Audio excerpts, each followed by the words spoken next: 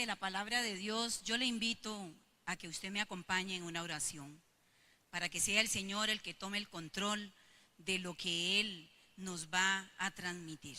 Amén. Le invito a que ahí donde está, por favor, incline su rostro y cierre sus ojos. Oramos ante ti, Señor, y te damos gracias por este precioso día. Gracias, Señor, porque nos has hablado por medio de la alabanza, por medio de cada uno de esos mensajes que has hecho llegar a nuestro corazón. En este momento nos disponemos a escuchar tu palabra, la palabra que es viva y eficaz. Y por tanto, te suplicamos, Señor, que hables a nuestro corazón, que quites, Señor, todo aquello que puede impedir que ese mensaje llegue hasta lo profundo de nuestro espíritu y de nuestra alma. Porque tú nos quieres hablar, Señor, y queremos ser obedientes y queremos ser edificados por medio de tu santa y bendita palabra. Haz con nosotros, Señor, conforme a tu parecer. Oramos en el precioso nombre de Jesús. Amén. Hermanos, en la Biblia se registran varias historias de hombres y mujeres que con su ejemplo de vida exaltaron el nombre de Dios. Y por sus notables acciones muchos de nosotros quisiéramos imitarlos. Por ejemplo, ¿quién no deseara desarrollar el liderazgo como Moisés? ¿O quién no quisiera enfrentar las circunstancias difíciles de la vida con la valentía de José? ¿O mantener una constante pasión por las almas y por predicar el evangelio como el apóstol Pablo, pese a las situaciones adversas que tuvo que enfrentar? Pero también aparecen otros personajes como Acán, Acab, Ananías y Zafira, que con sus hechos deshonraron el nombre de Dios. Y aunque aparecen en los relatos de la historia del pueblo de Israel, ellos tenían algo en común. Se dejaron llevar por el amor al dinero y el afán por las posesiones terrenales, impulsados por la avaricia. Estoy segura que en este caso nadie estará interesado en seguir los pasos de alguno de ellos. Sin embargo, muchos creyentes en la actualidad han destronado de sus vidas al Dios soberano por darle lugar al deseo de obtener riquezas. Le invito a que abra su Biblia en el Evangelio de Lucas, capítulo 12, versos del 13 al 21, que vamos a estar analizando. Ahí se halla un texto donde el Señor Jesús nos advierte del peligro y la insensatez de poner el corazón en las posesiones terrenales, ya sean pocas o muchas. Por eso el mensaje que quiero compartir con ustedes esta mañana se titula Cuidado donde pones tu corazón. Porque me propongo, mis amados, amados del Señor, que usted y yo meditemos con detenimiento los valores que en nuestra vida le estamos cediendo mayor importancia. Y de esta manera usted y yo entendamos que el amor al dinero y a los bienes terrenales no debe ser la prioridad en nuestra vida. Y así podremos corregir entonces toda actitud que le quite a Dios el trono de nuestro corazón. Amén. Vayamos a la palabra de Dios y yo leo según la versión Dios habla hoy. Uno de entre la gente le dijo a Jesús: Maestro, dile a mi hermano que me dé mi parte de la herencia. Y Jesús le contestó: Amigo, ¿quién me ha puesto sobre ustedes como juez o partidor?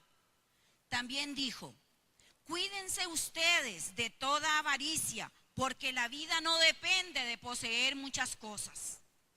Entonces les contó esta parábola. Había un hombre rico cuyas tierras dieron una gran cosecha. El rico se puso a pensar: ¿qué haré? No tengo dónde guardar mi cosecha. Y se dijo: ya sé lo que voy a hacer. Derribaré mis graneros y levantaré otros más grandes para guardar en ellos toda mi cosecha y todo lo que tengo. Luego me diré: amigo, tienes muchas cosas guardadas para muchos años. Descansa, come, bebe, goza de la vida.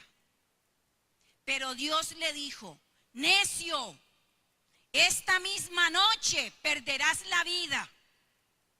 Y lo que tienes guardado, ¿para quién será? Así le pasa al hombre que amontona riquezas para sí mismo, pero es pobre delante de Dios. Antes de entrar en el análisis del pasaje, veamos lo que significa la palabra avaricia. Viene del latín avaritia, que se traduce en el afán o el deseo desordenado o excesivo de poseer riquezas para atesorarlas. Aquí el problema, hermanos, no es tener riquezas, como dice la definición de la palabra, sino es el afán por ellas y por atesorarlas. Porque cuando una persona cae en el afán, su vida gira en torno, alrededor del objeto de ese afán, y entonces pierde de vista todo lo que hay a su alrededor. Este es el verdadero problema. Volviendo al texto, vamos a analizar 3 principios que nos ayudarán a reconocer las cosas que verdaderamente son importantes en nuestra vida y en lo que debemos poner el corazón,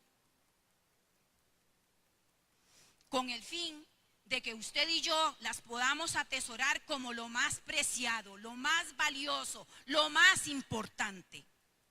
Pero también es necesario recordar y poner en práctica dichos principios, porque ellos nos servirán como una vacuna para no contagiarnos de la avaricia, porque es un mal que carcome al ser humano. Por eso dice la Biblia que la raíz de todos los males es el amor al dinero. El primer principio es que el verdadero tesoro es eterno, no es terrenal. En los versos del 13 al 15 narra que Jesús estaba rodeado de mucha gente y él estaba hablándoles de una serie de verdades eternas que debían cuidar y practicar en sus vidas, cuando de repente es interrumpido por un hombre que le pide que intervenga en la disputa de una herencia familiar. En el contexto histórico era muy común y algo normal que los rabinos o maestros y los líderes religiosos de aquella época interpretaran la ley del Torá, donde se prescribían las leyes sobre las herencias, porque ellos actuaban como mediadores entre las partes. En Deuteronomio 21, del 15 al 17, dicta los derechos que por ley tiene el hijo primogénito. Por tanto, se puede suponer que este hombre que hablaba con Jesús era un hermano menor. Y más preocupado por el problema natural de su herencia que por los temas espirituales que venía hablando el maestro, que eran de gran valor, decide ganar ventaja sobre su hermano, valiéndose de la autoridad moral del Señor Jesús, porque las decisiones que tomaran los rabinos eran muy respetadas. Para el Señor Jesús, el objetivo de este hombre era muy obvio, y es indudable que no quería involucrarse en el asunto. Por eso le responde que él no estaba ahí en ese lugar como juez o partidor de bienes. Pero usted y yo sabemos, amados hermanos, que Jesús tenía el poder y la autoridad para juzgarlo, pero tenía que cumplir con una misión que su Padre le había encomendado.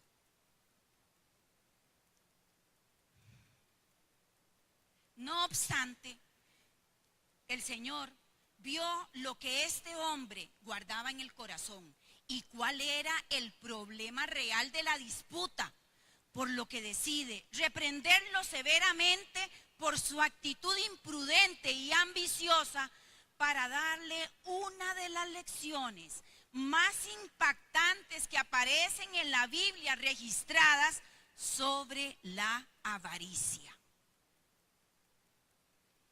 Con el fin de comprender mejor el propósito del Señor de abordar este tema, tenemos que ir al contexto anterior en los versos antes del 13 que estamos analizando. Porque ahí venía el maestro hablándoles a ellos de algunos asuntos que ellos debían cuidar en sus vidas porque los podía alejar de Dios, quien debe ser el centro y quien ocupe el primer lugar en nuestras vidas, porque solo en Él se halla la verdadera riqueza y no en las posesiones, bienes materiales o en el tener mucho dinero.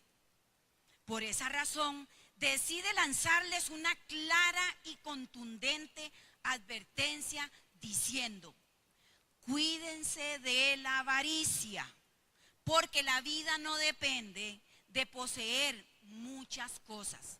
En la versión Reina Valera 1960 dice: guardaos de la avaricia, pues en la abundancia de lo material no está la verdadera riqueza.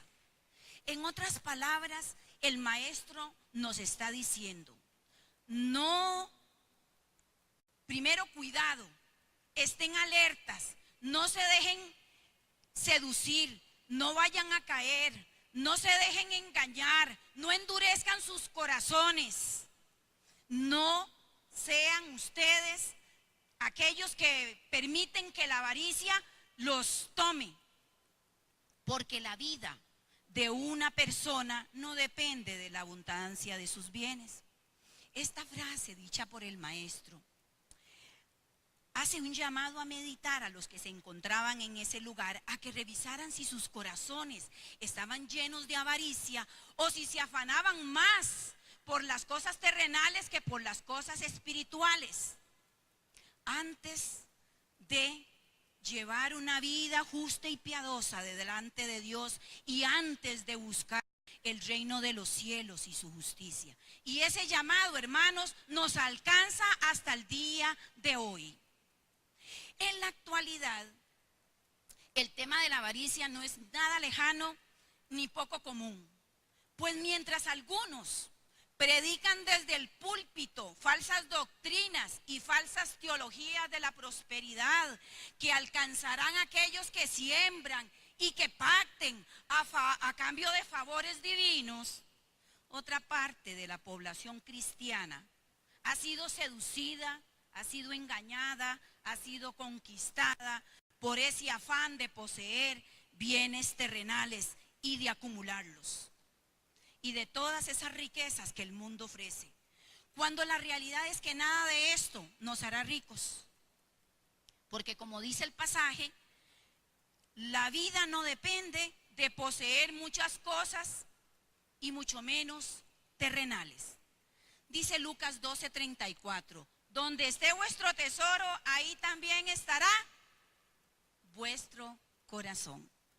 Leyendo sobre la avaricia, hermanos, me encuentro una historia muy interesante. Resulta que había una mujer en Filipinas llamada Imelda Marcos, que era la esposa del 10º presidente de Filipinas, Ferdinand Marcos. Ellos utilizaron el dinero del gobierno para su provecho, hicieron malversación de fondos y cuando el gobierno se da cuenta, ellos tuvieron que huir y se fueron para Estados Unidos, ahí donde vivieron en exilio. 3 años después muere don Ferdinand Marcos y cuando llegan a la casa donde vivían, a confiscar todos los bienes que tenían, se encuentran que la señora Marcos tenía una colección de más de 3.500 pares de zapatos, cuando el pueblo filipino vivía en miseria y andaba descalzo. Este es un ejemplo del afán excesivo por las posesiones terrenales. Como hijos de Dios, usted y yo debemos preocuparnos y enfocarnos en poner nuestro corazón en el tesoro de los cielos, en lo verdadero, en lo eterno, en lo incorruptible, y no en lo terrenal, que es pasajero, se gasta y es temporal. La vida no es más preciada o más valiosa porque tengamos dinero o muchas posesiones terrenales, sino definitivamente por nuestra relación con Dios.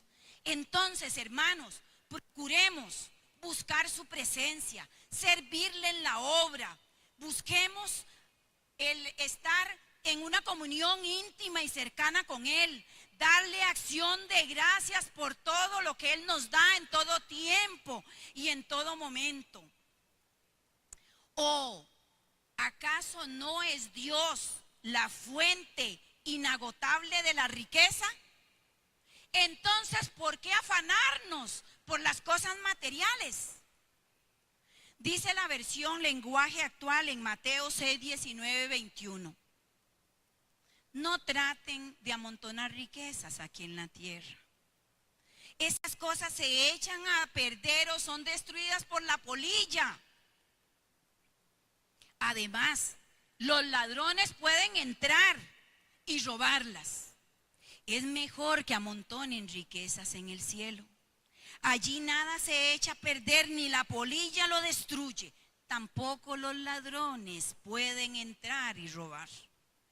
Recuerden, dice el Señor, que la verdadera riqueza consiste en obedecerme de todo corazón. Por tanto, hermanos, busquemos atesorar las cosas eternas, las que realmente son de gran valor, y pongamos nuestro corazón en ellas, y así honraremos a Dios con nuestra actitud. El segundo principio es que podemos usar nuestros tesoros terrenales para hacer tesoros en el cielo.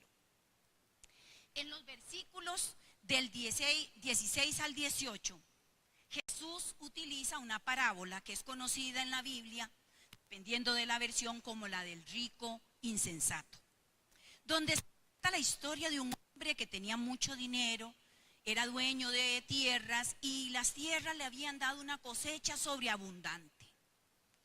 Entonces el hombre se pone a pensar que los graneros que tenía no iban a poder entrar esa cosecha, entonces mejor los destruía y construía unos nuevos, porque así podía almacenar todo lo que había recogido de esa cosecha. Este texto nos revela que el rico insensato estaba enfocado en sí mismo, en sus intereses personales, en acumular riquezas solo para su beneficio, pues hablaba solo en primera persona. Decía: mis graneros, lo que tengo, lo que he cosechado.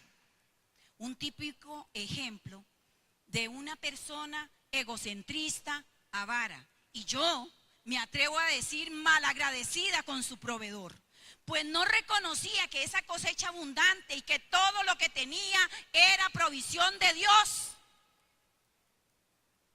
Además, podemos deducir también de su comportamiento egoísta que no había intención en él de poder compartir, ayudar, beneficiar o bendecir a otros con esa riqueza, sino más bien lo que quería era acumularlos para su propio provecho. Cuando este hombre expresa: ya puede descansar mi alma, pues ahora tengo guardados muchos bienes para muchos años.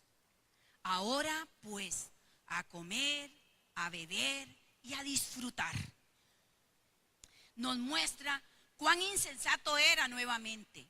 No por tener una provisión guardada pensando en su porvenir, no, sino más bien por el hecho de creer y confiar en que al tener mucha riqueza acumulada tenía asegurado totalmente su futuro. Y ya no tendría que preocuparse más por trabajar durante mucho tiempo, cuando solo el Padre Celestial, nuestro Padre, conoce lo que sucederá el día de mañana. Es evidente que este hombre no tenía a Dios en sus planes presentes ni tampoco en los futuros. Esta parábola nos invita a reflexionar en varios aspectos de mucha importancia, para que usted y yo, hermanos, no cometamos los mismos errores de este hombre insensato.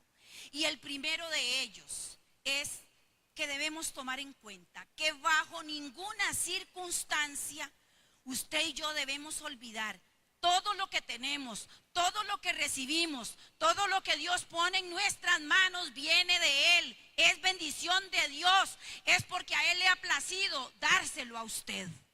Por tanto, hermanos, seamos siempre agradecidos, démosle acción de gracias en todo momento. Al Señor le pertenece todo, Él es el dueño del oro y de la plata, ¿cierto? Y en su palabra nos dice que amemos al prójimo como a nosotros mismos. Es un mandamiento que Él nos dio, ¿cierto, hermano Joseph? Entonces, ¿quién de nosotros andaría desnudo si tiene que vestir? ¿Quién de nosotros se mataría de hambre si tuviera que comer? Pero cuando se trata de otros, nos portamos muchas veces como avaros, porque no es tan fácil despojarse del dinero o de los bienes personales cuando no es para nuestra necesidad, aunque tengamos y podamos hacerlo. Por eso dice el Salmo 24:1, del Señor es el mundo entero, con todo lo que en Él hay, con todo lo que en Él vive. Usted y yo solo somos administradores, y un día tendremos que rendirle cuentas a Dios de lo que Él ha puesto en nuestras manos, ya sea poco o ya sea mucho. El otro aspecto es que nos enseña la parábola es que no debemos pensar en nosotros mismos, como hacía el rico insensato. Aquel que tiene más, que comparta, que ayude, que bendiga al que tiene menos. Porque de esta manera usted y yo podemos usar nuestros tesoros terrenales para hacer tesoros en el cielo, porque Dios es el que está viendo nuestros actos y todas nuestras acciones aquí en la tierra tienen repercusiones en el cielo. Tengamos mucho cuidado. Y el otro elemento a valorar es sobre el hecho de acumular riquezas para el futuro. Solo, oigan que digo, solo con el fin de guardarlas para querer asegurar que el día de mañana tendremos suficiente, cuando es Dios quien conoce y tiene planeado nuestro futuro. Pongamos nuestra confianza por completo en el Señor y en su perfecta voluntad para nuestras vidas, y no en lo que es pasajero y se acaba. Dice Santiago 4, 13, 15 en Nueva Traducción Viviente. Presten atención, ustedes los que dicen, hoy o mañana iremos a tal o cual ciudad y nos quedaremos un año, haremos negocios allí y ganaremos dinero. ¿Cómo saben qué será del día de mañana?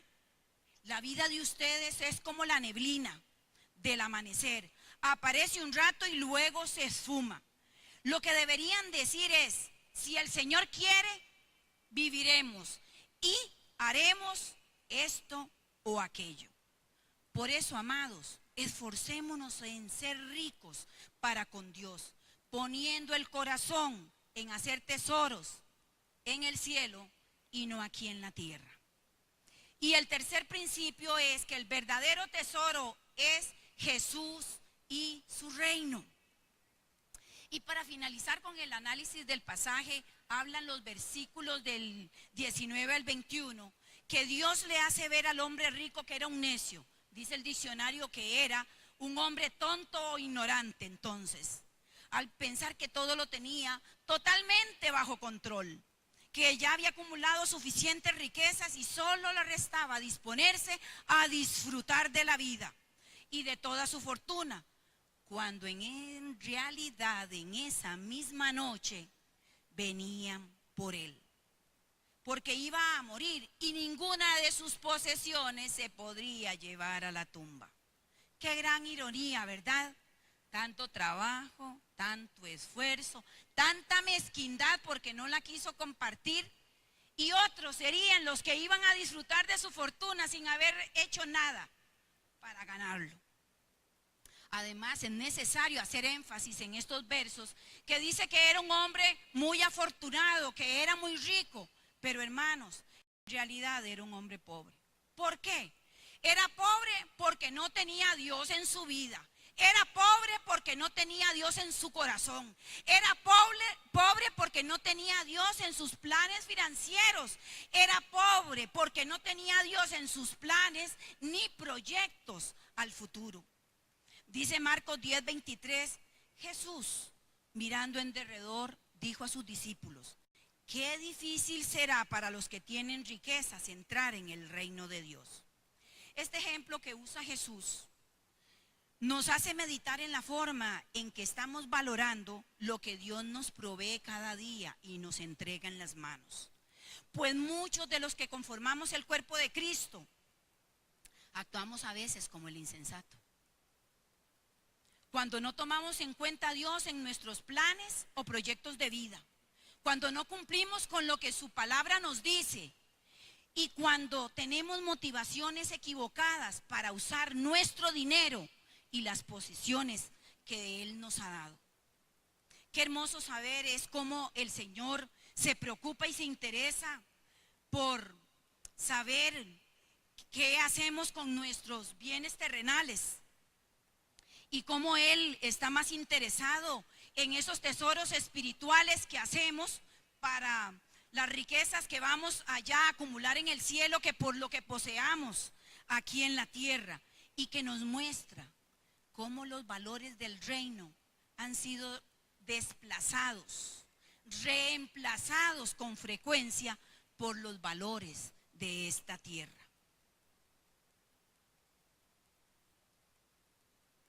Pero sabemos que hacer riquezas en el cielo es trabajar por y para el reino de Dios. Es buscar el reino de los cielos y su justicia. Es trabajar afanosamente por la expansión del evangelio. Es servirle a Dios con amor y desinterés.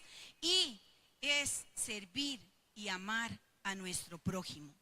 Dice Mateo 6:24 que ninguno puede servir a dos señores, porque o aborrecerá al uno y amará al otro, o estimará al uno y menospreciará al otro. No podéis servir a Dios y a las riquezas. Por ello recordemos que el reino de los cielos es la perla de gran precio. Pongamos nuestro corazón, nuestra vida, nuestro intelecto, nuestras fuerzas para adquirirlo. Lo que podamos atesorar en esta tierra no se compara con el tesoro de los cielos.